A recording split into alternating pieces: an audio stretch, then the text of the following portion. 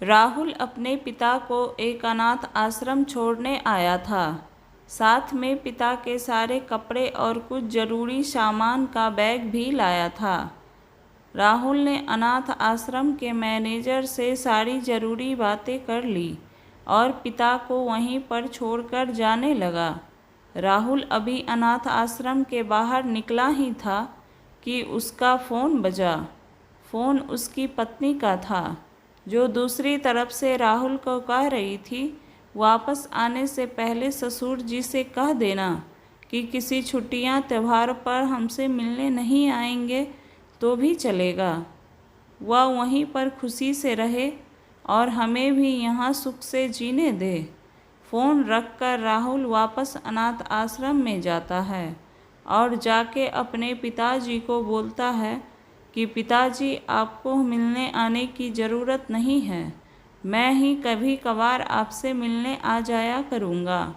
पिता ने कहा, ठीक है बेटा, जैसा तुमको ठीक लगे, बोल के वहीं पर बेड पर लेटने लगा। तभी मैनेजर ने आकर कहा, सर, आप यहाँ क्यों लेट रहे हैं? आपके लिए मैं रूम ठीक करवा रहा था।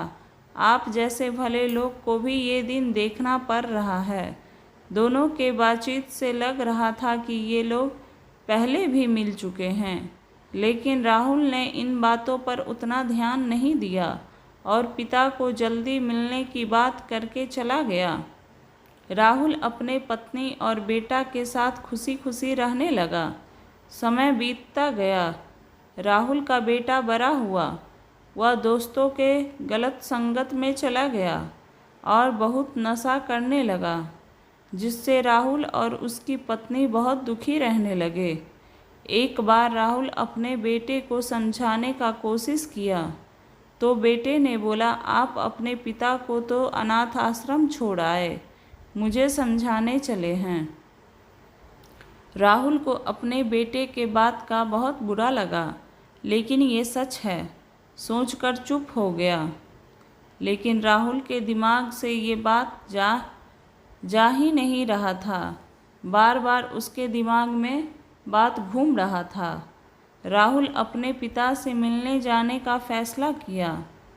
जब राहुल अनाथ आश्रम पहुंचा, अपने पिता से मिल के बात कर रहा था तो देखा मैनेजर उसके पिता का बहुत ध्यान रख रहा है।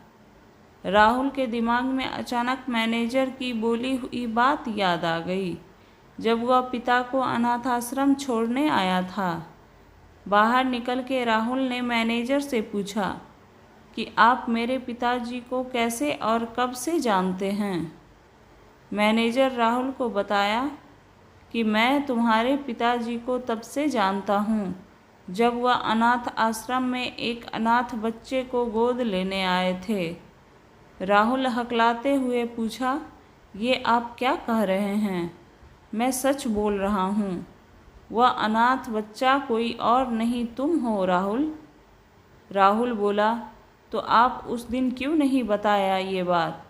मैनेजर बोला, मैं बोलना चाहा पर तुम्हारे पिता मना कर दिए। जब लौट के पिता के पास आया तो पिता इस दुनिया से जा चुके थे। अब राहुल को पश्चाताप की आग में झुलसने के अलावा कोई रास्ता नहीं था। अगर आपको ये स्टोरी अच्छी लगी हो तो प्लीज़ लाइक एंड सब्सक्राइब करें हमारे चैनल को, और हाँ, कमेंट करना बिल्कुल भी ना भूलें, ताकि मैं और भी अच्छी अच्छी कहानी आपके लिए लेकर आऊँ। धन्यवाद।